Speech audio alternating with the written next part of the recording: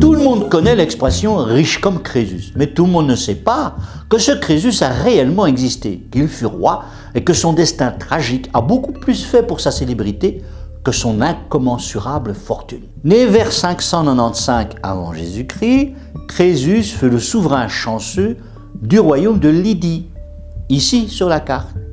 Et je dis bien chanceux car en Lydie coulait le Pactole.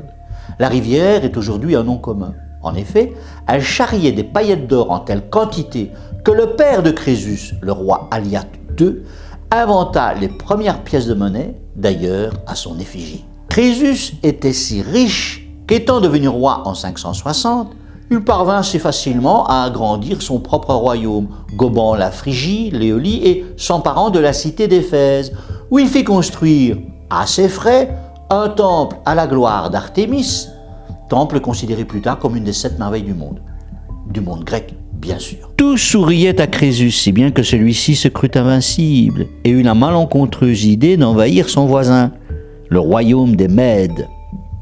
L'oracle lui paraissait favorable lorsqu'il le consulta avant d'entreprendre cette guerre. La Pythie, la prêtresse de l'oracle, avait murmuré que Crésus, en franchissant les frontières de son royaume, mettrait fin à un empire, et Crésus crut naïvement que l'oracle parlait de l'empire ennemi.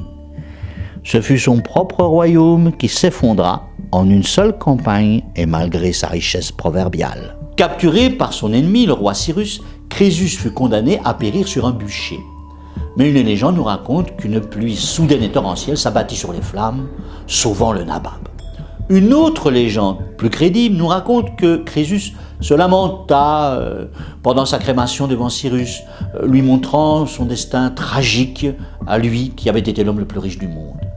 Attendri par cette impressionnante infortune, Cyrus l'épargna et en fit un de ses proches conseillers. Comme quoi l'argent ne fait pas tout, quoiqu'à peu près. N'oublie pas de t'abonner.